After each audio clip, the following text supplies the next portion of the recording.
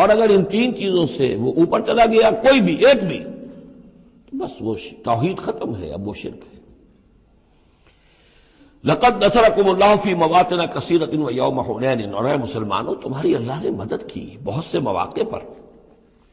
اور خاص طور پر یوم حنین۔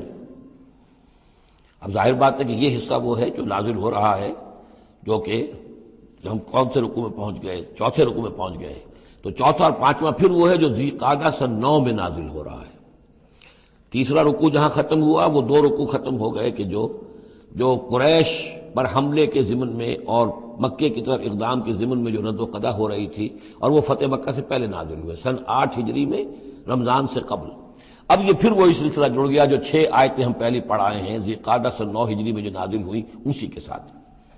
اب ظاہر بات ہے کہ اس وقت جو ہے غزوہ حنین بھی ہو چکا تھا۔ لقد نصرکم اللہ فی مواطن کثیرۃ، اللہ نے تمہاری مدد کی ہے مسلمانوں بہت سے مواقع پر، ویوم حنین، حنین کے دن بھی کی، اذ اعجبتکم کثرتکم، جبکہ تمہیں اپنی کثرت پر ناز ہو گیا تھا۔ اب یہ بھی یہ نہ سمجھیے کہ سب مسلمانوں کو ہو گیا تھا۔ حضور جب فتح مکہ کے وقت آئے ہیں مکے میں تو 10,000 مسلمان آپ کے ساتھ تھے،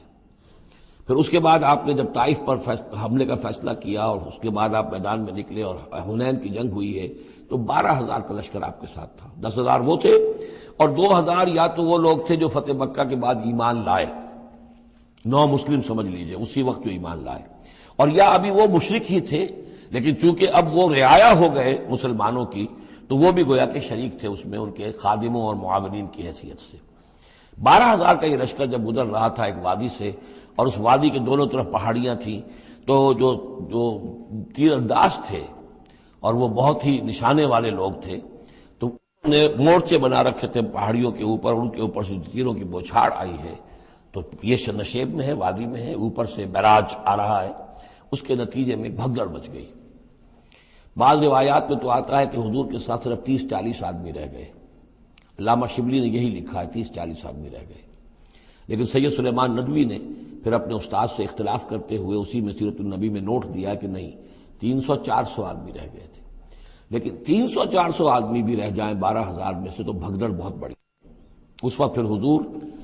خود اپنی سواری سے اترے ہیں، علم اپنے ہاتھ میں لیا ہے، رجز آپ نے پڑھا ہے، انا النبی لا کذب انا ابن عبد المطلب، میں نبی ہوں اس میں کوئی شک نہیں، چاہے یہ 12,000 میرا ساتھ دے تب بھی نبی ہوں، کوئی ساتھ نہ دے تب بھی نبی ہوں، اور میں عبد المطلب کا بیٹا یعنی پوتا میدان میں موجود ہوں۔ اس پر پھر یہ کہ آپ نے لوگوں سے کہا کہ پکارو الیہ یا عباد اللہ، الیہ یا اصحاب الشجرہ، الیہ یا اصحاب البدر، کہاں جا رہے ہو اے بدریوں، کہاں جا رہے ہو اے جو صلح حدیبیہ کے وقت جنہوں نے مجھ سے بیعت کی تھی موت کی، بیعت رضوان، کہاں جا رہے ہو؟ پھر لوگ پلٹے ہیں، پھر فتح ہو گئی۔ اذ اعجبتکم کثرتکم، جبکہ تمہیں اپنی کثرت پر ناز ہو گیا تھا، فلم تغن عنکم شیئا، تو وہ کثرت تمہیں کچھ نہ بچا سکی، کچھ کام نہ آ سکی تمہارے، وضاقت علیکم الارض بما رحبت، اور تم پر زمین اپنی پوری فراخی کے باوجود تنگ آ گئی، تنگ پڑ گئی، تنگ ہو گئی، ثم ولیتم مدبرین، اور پھر تم پیچھ موڑ کر بھاگے، ثم انزل اللہ سکینتہ علی رسولہ، پھر اللہ نے نازل فرمایا اپنی طرف سے سکون اور تسکین اپنے رسول پر، وعلی المومنین، اور اہل ایمان پر، وانزل جنودا لم تروها، اور اس وقت بھی اللہ نے ایسے لشکر بھی اتارے جنہیں تم نے نہیں دیکھا، وعذب الذین کفروا، اور عذاب دیا کافروں کو، وذالک جزاء الکافرین، اور یقیناً یہ کافروں کا بدلہ یہی ہے۔ ثم یتوب اللہ من بعد ذلک علی من یشاء، پھر اس کے بعد بھی اللہ تعالیٰ توبہ نصیب فرما دے گا اپنے بندوں میں سے جس کو چاہے گا، اللہ غفور اور رحیم ہے۔ یا ایھا الذین آمنوا انما المشرکون نجس فلا یقربوا المسجد الحرام بعد عامہم ھذا، اہل ایمان یہ مشرک ناپاک ہیں، پلید ہیں، تو اب یہ اس سال کے بعد مسجد حرام کے قریب نہ پھٹکنے پائیں۔ سن 9 کا حج جو ہے کھلا تھا مشرکین کے لیے بھی اور اہل ایمان بھی گئے، حضرت ابو بکر کی زیر امارت قافلہ حج مدینے سے گیا، حضور نہیں گئے، اسی میں اعلان یہ بھی کر دیا گیا اب آئندہ سال سے کوئی مشرک قریب نہیں آ سکے گا، نہ بیت اللہ کے، بیت الحرام کے، نہ حج کے لیے آ سکے گا۔ لا یقرب المسجد الحرام بعد عامہم ھذا، اس سال کے بعد اب وہ قریب نہ پھٹکے مسجد حرام کے۔ وَإِنْ خِفْتُمْ عَيْلَةً، اب اندازہ ہوا ہوگا کہ یہ تو آتے تھے لوگ تو ہماری آمدنی ہوتی تھی، حاجی آتے تھے، قربانیاں کرتے تھے، کچھ اور نذریں چڑھاتے تھے، چڑھاوے چڑھاتے تھے، تو ہماری آمدنی ہوتی تھی۔ وَإِنْ خِفْتُمْ عَيْلَةً، اگر تمہیں فقر کا اندیشہ ہو، فَسَوْفَ يُغْنِيكُمُ اللَّهُ مِنْ فَضْلِهِ، تو عنقریب اللہ تعالیٰ تمہیں غنی کر دے گا اپنے فضل سے انشاء، اگر وہ چاہے گا۔ ان اللہ علیم الحکیم، یعنی اتنی آئیں گی غنیمتیں تمہارے پاس کہ تم سے سنبھالی نہیں جائیں گی۔ حضور کے انتقال کے بعد چند سال کے اندر اندر سلطنت فارس اور سلطنت روما اور وہاں سے جو سیلاب آیا ہے مال غنیمت کا، تو حضور نے تو یہی فرمایا تھا کہ اے مسلمانوں، اس دنیا سے جاتے ہوئے آپ نے فرمایا تھا کہ مجھے تم پر فقر کا اندیشہ نہیں ہے، مجھے تو اندیشہ اب یہ ہے کہ تم پر دولت کے انبار آ جائیں گے تمہارے قدموں میں، اور پھر تم اس دولت کی وجہ سے ایک دوسرے کی گردنیں مارو گے۔ ان اللہ علیم الحکیم، قاتل الذین لا یؤمنون باللہ ولا بالیوم الآخر ولا یحرمون ما حرم اللہ ورسولہ ولا یدینون دین الحق من الذین اوتوا الکتاب حتی یعطوا الجزیۃ عن ید وہم صاغرون۔ یہ آیت بھی فلسفہ دین کے اعتبار سے بہت اہم ہے۔ جنگ کرو ان لوگوں سے جو نہ ایمان رکھتے ہیں اللہ پر نہ یوم آخر پر، جو حرام نہیں ٹھہراتے جس کو اللہ اور اس کے رسول نے حرام ٹھہرایا، اور نہ قبول کرتے ہیں دین حق کی تابع داری، من الذین اوتوا الکتاب، ان لوگوں میں سے کہ جن کو کتاب دی گئی تھی،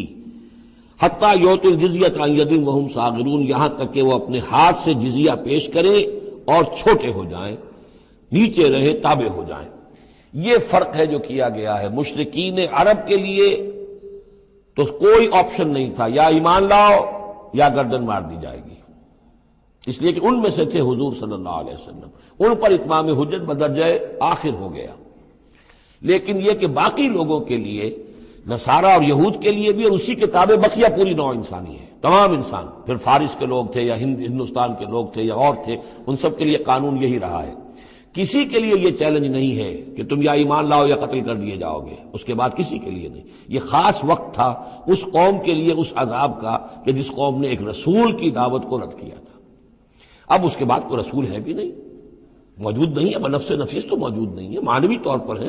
وہ واقعتاً جو ہے مادی طور پر تو نہیں ہے۔ اس حوالے سے بقیہ پوری نوع انسانی کا معاملہ کیا ہے؟ ان کے سامنے یہ ہے کہ قتال ان سے بھی کیا جائے گا، جنگ ان سے بھی کی جائے گی، یہاں تک کہ وہ تابع ہو جائیں، اللہ کے دین کی بالادستی کو قبول کر لیں،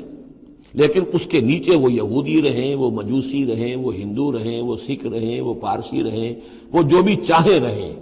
انڈیویجول کو کسی کو اسلام لانے پہ مجبور نہیں کیا جائے گا، اور یہ نہیں ہوگا کہ گردن اڑا دی جائے گی یا اسلام لاؤ۔ وہ معاملہ تھا مشرکین عرب کے لیے۔ یہ جو زمین و آسمان کا فرق، اس کو اچھی طرح سمجھ لیجئے۔ یہی وجہ ہے کہ پھر جب دور صحابہ میں اور دور خلافت راشدہ میں فوجیں نکلی ہیں صحابہ کی، تو 3 آپشنز دیتے تھے وہ۔ ایمان لے آؤ، تم ہمارے برابر کے ہو جاؤ گے، تمہارے حقوق ہمارے حقوق برابر، ہم یہ بھی نہیں کہیں گے ہم سینئر ہیں تم جونیئر ہو، تمہارے حق کا برابر، بالکل برابر۔ اگر ایمان نہیں لاتے، تابع داری اختیار کرو، جزیہ دو، اور اسلامی ریاست کی بالادستی قبول کرو، پھر تم یہودی رہو، مجوسی رہو، عیسائی رہو، نصرانی رہو، جو چاہو رہو، ہندو رہو، بدھ مت کے رہو، جو چاہو رہو۔ اگر یہ بھی نہیں گوارا، گویا کہ تم باطل کے نظام کو قائم رکھنا چاہتے ہو، تو پھر تیسرا آلٹرنیٹو تلوار آئے گی میرے اور ہمارے تمہارے درمیان فیصلہ کرے گی، آ جاؤ میدان جنگ میں۔ 3 آپشنز ان کے لیے، مشرکین عرب کے لیے بھی 3 آپشن بن گئے تھے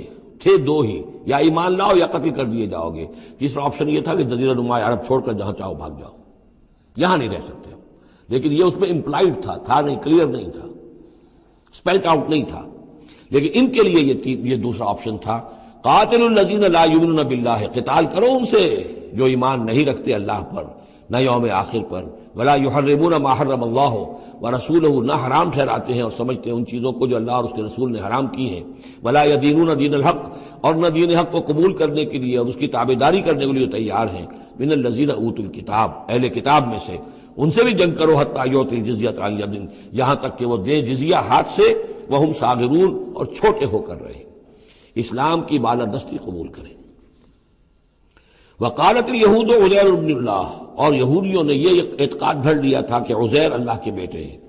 وقالت النصارى المسیح ابن اللہ، اور نصارہ نے یہ عقیدہ گھڑ لیا کہ مسیح اللہ کے بیٹے ہیں۔ ذالک قولہم بافواہہم، یہ ان کی منہ سے باتیں ہیں جو نکلی ہیں، ان کی کوئی حقیقت نہیں ہے۔ یضاہئون قول الذین کفروا من قبل، یہ ریس کر رہے ہیں، نقل کر رہے ہیں ان لوگوں کی باتوں کی کہ جو ان سے پہلے جنہوں نے کفر کیا تھا۔ یہ میں اشارہ کر چکا تھا کہ متھرا ازم یہ ایک مذہب تھا پورا